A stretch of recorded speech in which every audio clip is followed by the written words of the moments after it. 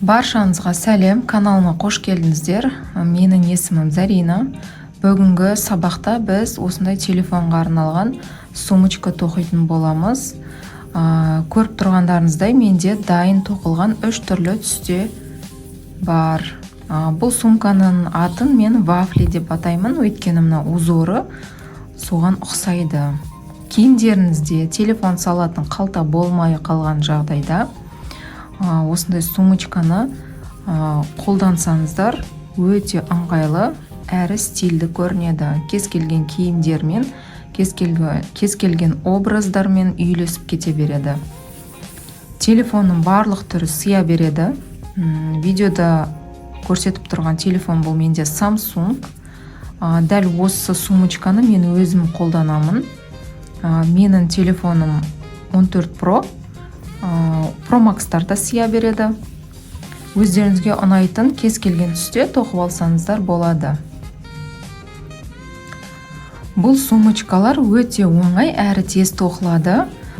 Мына ұшынан бастап, мына ұшынан аяқталады. Бұл жерде біз бір-ақ жіпті жасыратын боламыз. Бізге керекті құралдар: шнур, менде шнур 2 мм-лік. Крючок.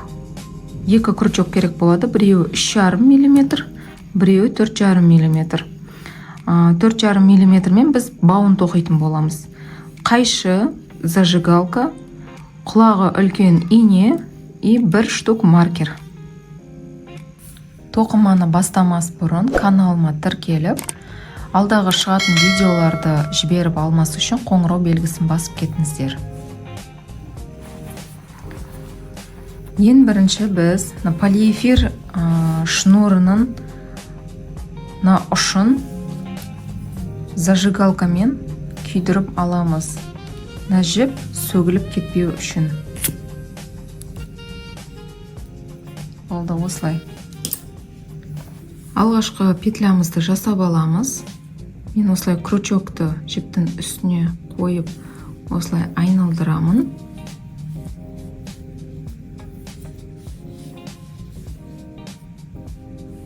Жұмыс жібін осы петлядан өткіземін.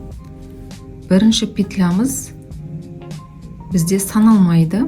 Осыдан бастап 25 воздушный петля теріп аламыз. 1, 2, 3, 4, 5, 6, 7, 8, 9, 10, 11, 12, 13, 14, 15, 16, 17, 18, 19, 20, 21, 22, 23, 24, 25. 25 воздушный петля теріп алдық. Крючоктан кейін 1, 2, 3-ші тұрған петлямызға маркер іліп қоямыз. Бұл бізде қатардың басын жоғалтып алмау үшін, сіздер шатасып кетпеу үшін көрсетіп жатырмын. Қазір келесі қатарды тоқыған кезде түсінетін боласыздар. Крючоктан кейін 1, 2, 3, 4, 5, 6, 7-ші петляның ішіне тоқимыз. Үстіңгі қабырғасының ішіне тоқимыз. Столбиктер бізде бір накидті столбиктер. Накид жасап, үстіңгі қабырғасына столбик с накидом тоқимыз. Жұмыс жібін іліп шығарамыз. Крючогымызда 3 петля. Жұмыс жібін бірінші екеуінен өткіземіз. Крючогымызда 2 петля. Жұмыс жібін сол қалған екеуінен өткіземіз. Міне. 2 воздушный петля астынан, үстінен ол столбиктің арасындағы воздушный петля, ал мына жақтағы 2 петлямыз бізде мына столбикті алмастырады. Ең алғашқы қатардың басындағы ең алғашқы столбигіміз. Столбиктердің арасында айтқанда 2 воздушный петля болады. 2 воздушный петля жасадық. Енді мына жақтан 1, 2-ін өткізіп, 3-ші воздушный петляға накид жасап, столбигімізді тоқимыз. Үстіңгі біз алғашқы қатарды тоқып жатқаннан кейін біз мына бетіне и мына бетіне тоқу керекпіз. Сол үшін үстіңгі қабырғасына тоқимыз. Айналып келген кезде келесі беттегі столбиктерді мына екінші қатарына, астыңғы қабырғасына тоқитын боламыз. Жұмыс жібін іліп шығарамыз. Крючогымызда 3 петля. Бірінші екеуінен өткіземіз, одан кейін қалған екеуінен. Столбик с накидом осылай тоқылады. Мына жіптеріңіз осылай петляларыңыз тартылып тұрса, оған мән бермейміз. Обвязка жасаған кезде оның барлығы түзіленіп өз орнына түседі. 2 воздушный петля, накид, 1, 2, 3 петлямызға столбигімізді тоқимыз. 2 воздушный петля, 1, 2, 3 петлямызға тоқимыз.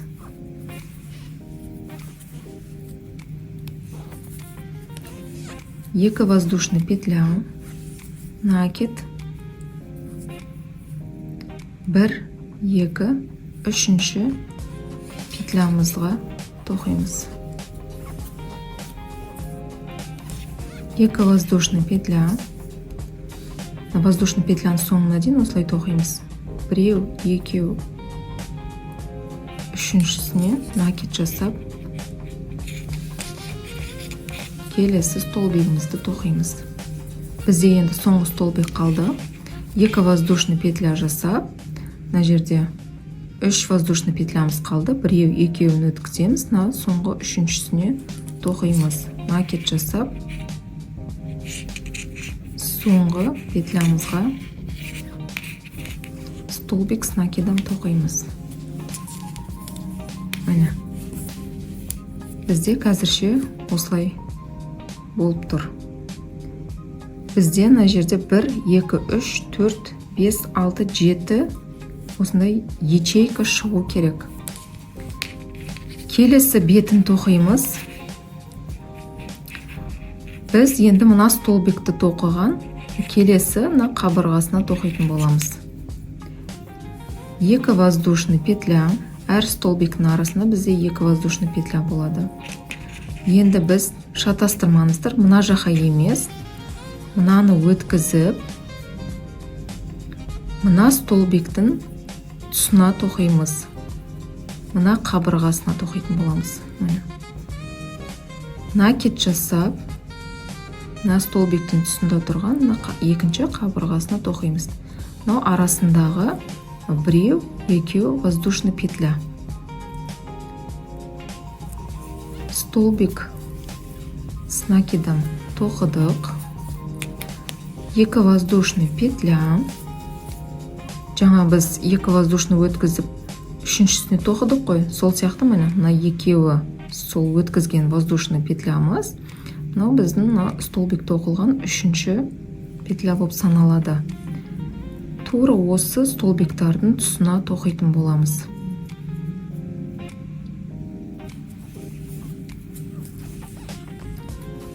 Келесі столбигімізді тоқыдық.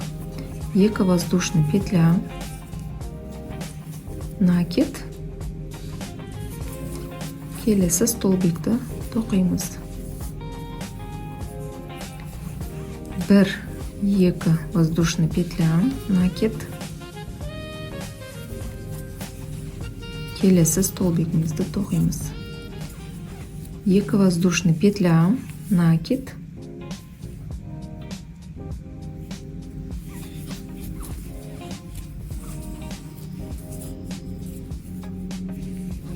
екі воздушный петля. Бізде қазір соңғы столбигіміз қалды. Накид жасап, мына столбиктің тұсына тоқимыз. Бұл бізде соңғы столбик. Енді қатарымызды жабамыз. 2 воздушный петля жасап, маркер тұрған жерге біз соединительный петля жасаймыз.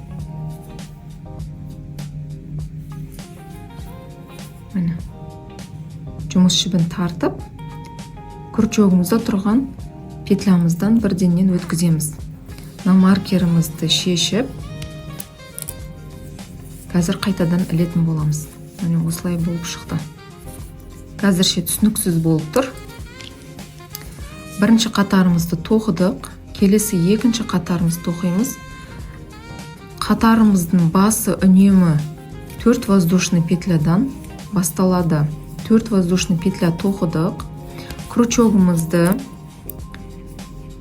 1, 2, 3 петлямызға ілеміз. Бұл бізде қатарымыздың басы.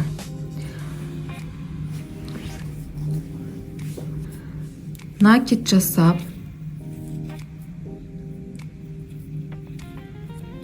келесі қатарды тоқимыз. Біздің столбиктеріміз бір-бірінің үстіне тоқылады.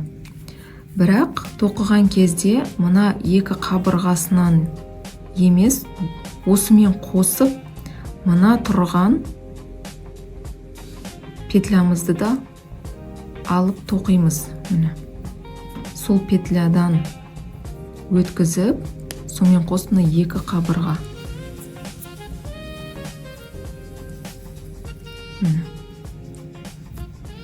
Раскол тоқығандай тоқимыз. Сол кезде біздің столбиктеріміз тартылып, петлялары осылай раскол тоқсақ, мына петля сияқты тартылып созылып кетпейді. Екі воздушный петля. Келесі столбиктің үстіне тоқимыз. Накид жасап, саусақтарыңызбен көмектесіп ашып қараған кезде, мына тұрған петляны қосып тоқимыз.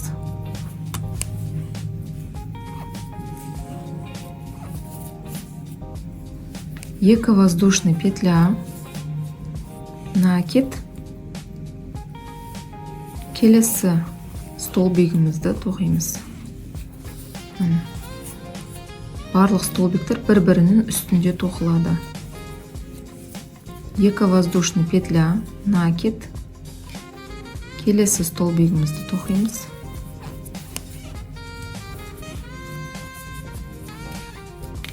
Екі воздушный петля. Енді осылай жоғары қарай айналдыра тоқитын боламыз. Екі воздушный петля, накид. Мына жерде шатасып кетпейміз.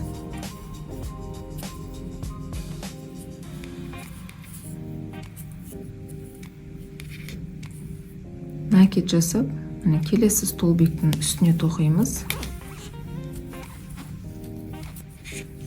Екі воздушный петля, келесі столбиктің үстіне тоқимыз.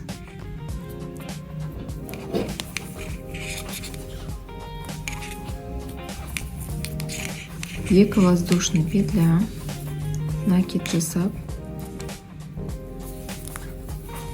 келесі столбикті тоқимыз. Екі воздушный петля,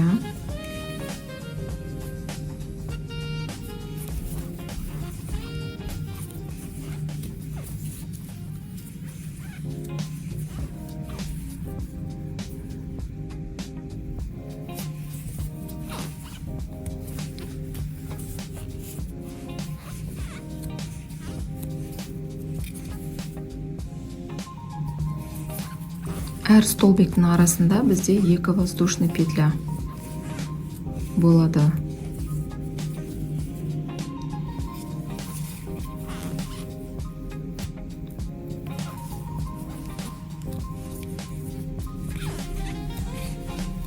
Екі воздушный петля, келесі столбик. Біз қатардың соңына жеттік.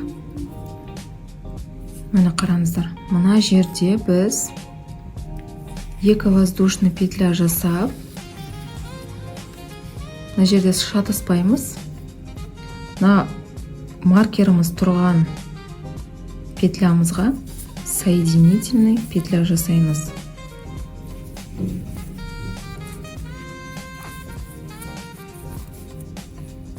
міне маркерімізді шешеміз. Енді қараңыздар. Бұл бізде сумкамыздың астыңғы жағы. Осылай жоғары қарай тоқимыз. Ары қарай үшінші қатар 4 воздушный петля.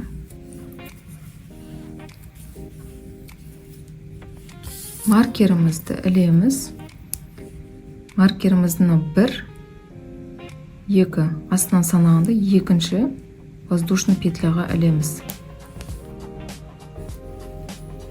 Накид жасап, келесі столбиктің үстіне тоқимыз.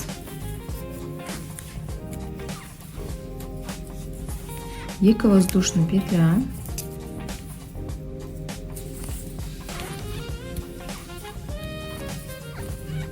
Столбигіміз тоқыдық. Екі воздушный петля жасап, келесі столбигімізді тоқимыз. Екі воздушный петля, келесі столбик.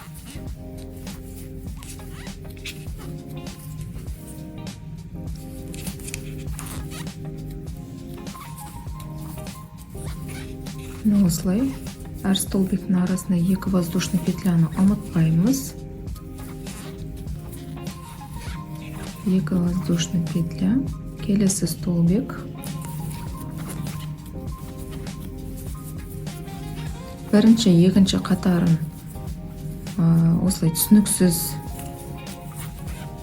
басталады. Ары қарай уже тоқылуы оңай болады.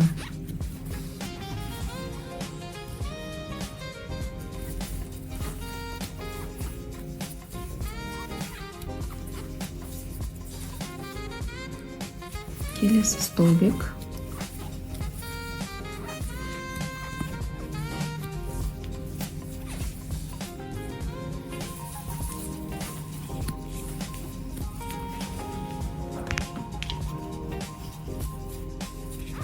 Екі воздушный петля, накид, келесі столбик тоқимыз.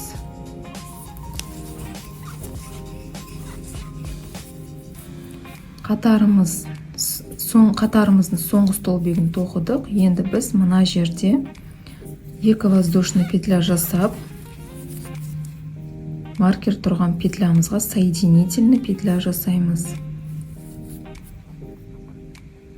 Маркерді алып, маркер тұрған жерге соединительный петля жасаймыз.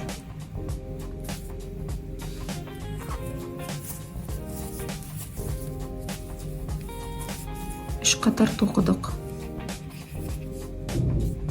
Тағы да бір қатар тоқып көрсетейін. Ары қарай өздеріңіз тоқисыздар. 4 воздушный петля, қатардың басы үнемі 4 воздушный петлядан басталады. Маркерімізді 1, 2 воздушный петляға ілеміз. Накид жасап, столбиктің үстіне столбигімізді тоқимыз. 2 воздушный петля, накид жасап, столбик тоқыдық. 2 воздушный петля, накид, келесі столбигімізді тоқимыз. 2 воздушный петля, келесі столбик.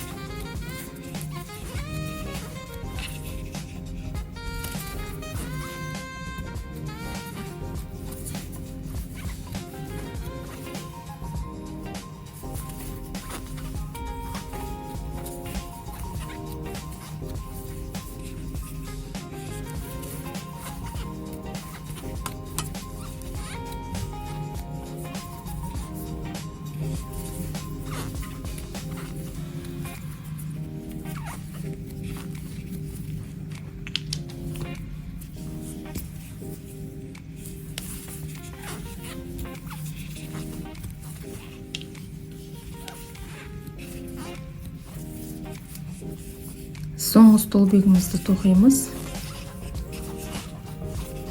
2 воздушный петля. Маркер тұрған петляға соединительный жасаймыз.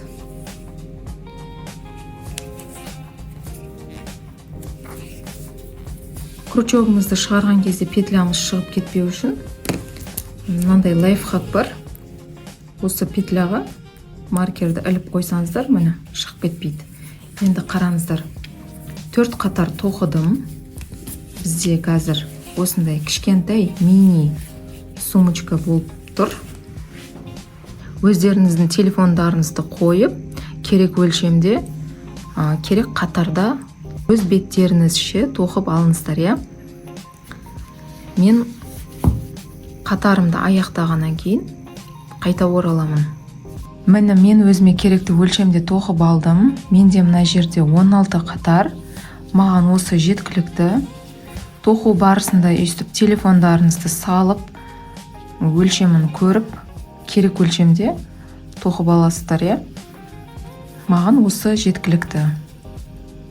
Енді біз бауын тоқимыз.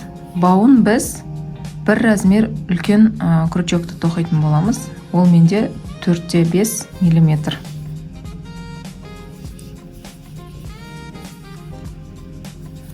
Бауын тоқу үшін мен өзіме 220 воздушный петля теріп аламын.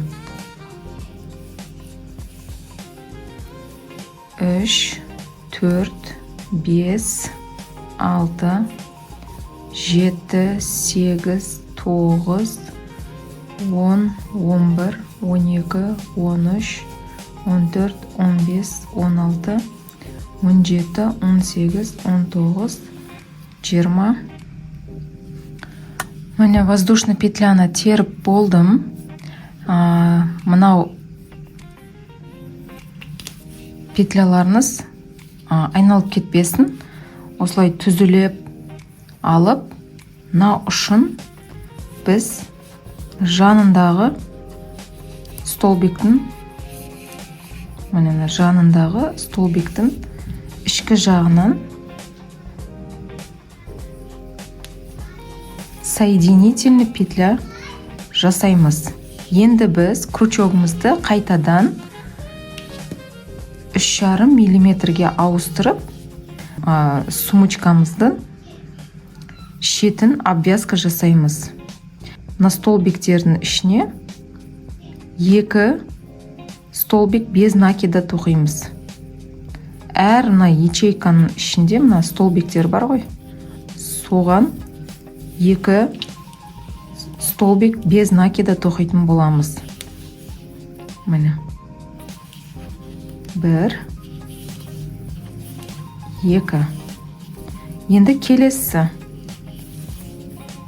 1, 2. Келесі. 1, 2. Міне. Осылай жанын тоқимыз. 1, 2. Әр ячейканың ішіне 2 столбик без накида тоқимыз.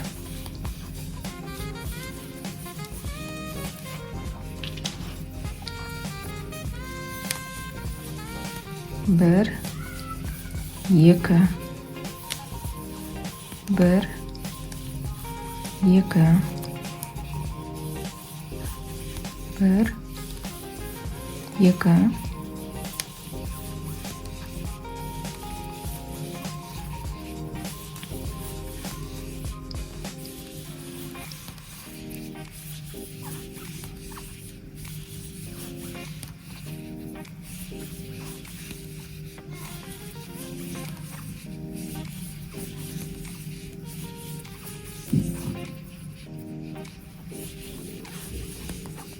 Bir, 2. Бізде мына жерде соңғы ячейкамыз қалды. Бұл жерде біз бірінші 2 столбик без накида тоқимыз. Мына жіптің ұшын қазір мына жерге былай қойып, столбиктерді тоққан кезде жасырып қоямыз. Енді 2 столбик без накиді тоқыдық, 2 воздушный петля жасап, мына жерден тура сол ячейканың ішіне тағы да 2 столбик без накиді тоқимыз. Біз мына жерде 2 воздушный петля жасап, разворот жасадық. Енді мынау жіптің ұшын мынаның бойына қойып, ары қарай келесі ячейкамызды, келесі столбигіміздің қабырғасынан 2 столбик без накиді тоқимыз. Келесі жіптің ұшын ұстап тұрып, ішіне жасырып тоқып кетеміз. Сәл тартыңқырап, келесі қабырғасына қойып, ары қарай 2 столбик без накиді тоқып, енді сәл тартып жіберсек, өзі ішіне кіріп кетеді. Міне, осылай.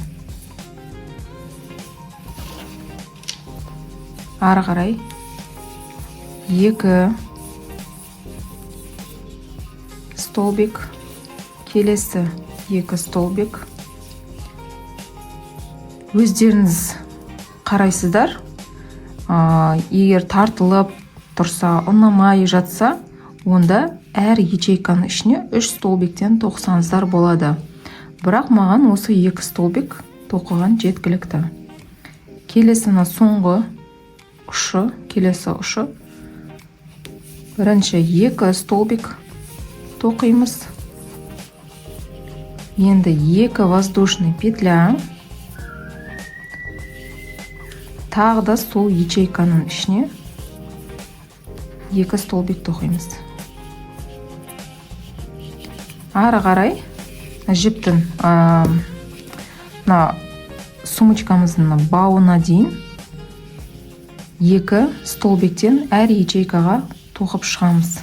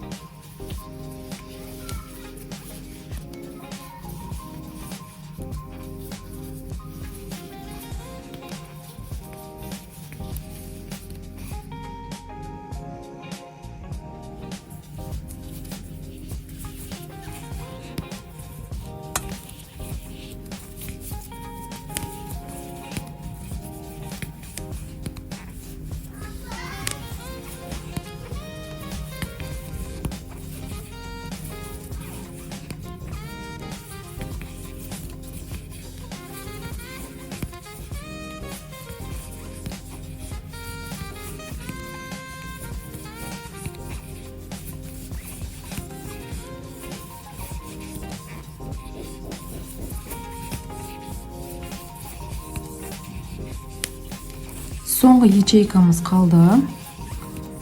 Енді крючогымызды ауыстырып, 4,5 мм крючокпен біз бауын тоқып шығамыз. Бұл жерде біз воздушный петля терген кезде мынандай өрілгенін емес, артындағы перемычкаларына тоқитын боламыз. Біріншісі бізде ол міне.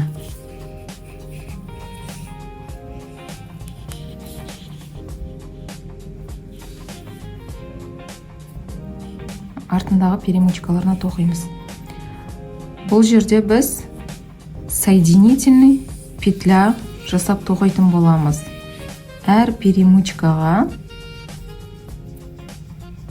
крючогымызды өткізіп, жұмыс жібін тартып, бірденнен крючоктағы петлядан өткізіп аламыз. Міне, осылай.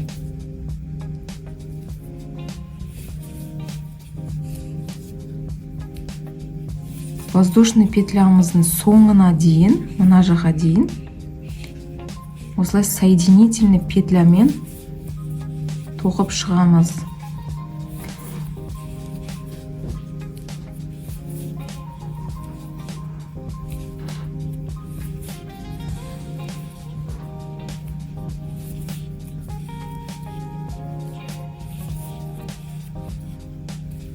Бауын соңына дейін өздеріңіз өз беттеріңізше тоқып алыңыздар.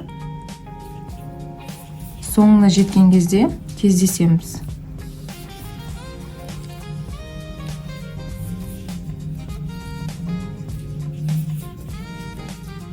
Міне бауын соңына дейін тоқыдым. Енді біз мына жерден кесіп, бұның ұшын осылай шығарып жасыратын боламыз. Қалай жасырамыз? Қазір көрсетемін.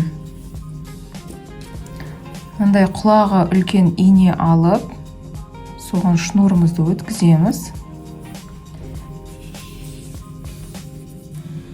Мына ұшына бір петлядан өткізіп, негізі өздеріңізге қалаған ыңғайлы әдіспен өткізіп жасырып қойсаңыздар болады. Мен мына жерден өткізіп алдым. Енді кері шнурымыз шыққан жерден өткіземін. Қазір бір түйіндеп аламын. Міне.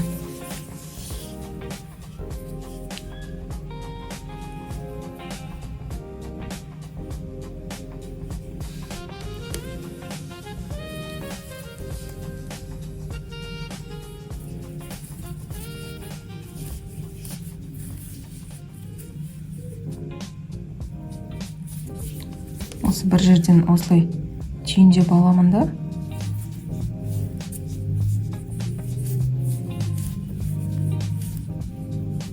Ары қарай мынаның бойымен жасырып шығатын боламын. Міне, столбиктердің арасынан өткізіп,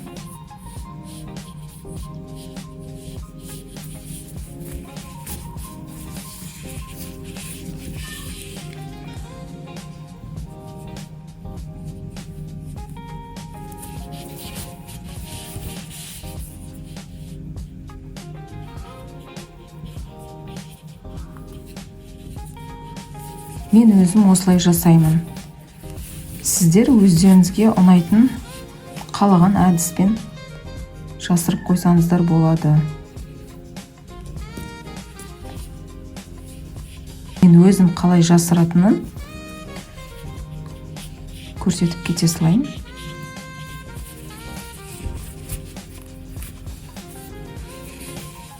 Енді осы жерден бір шыққан жерден емес, келесі жоғарыда тұрғаннан өткізіп, кері қайтара өткіземін.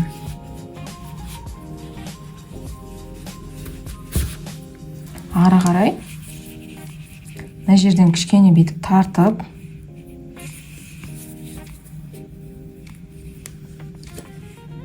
сәл ұстап тұрамыз.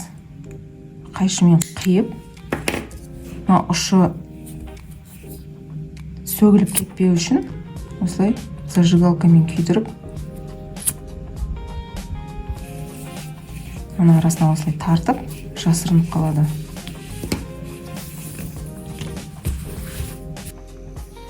Міне сумочкамыз дайын болды. Бірденнен парлап алдым. Петляларымыз, столбиктеріміз түзіленіп, әдемі болған результатпен бөлісейін дедім.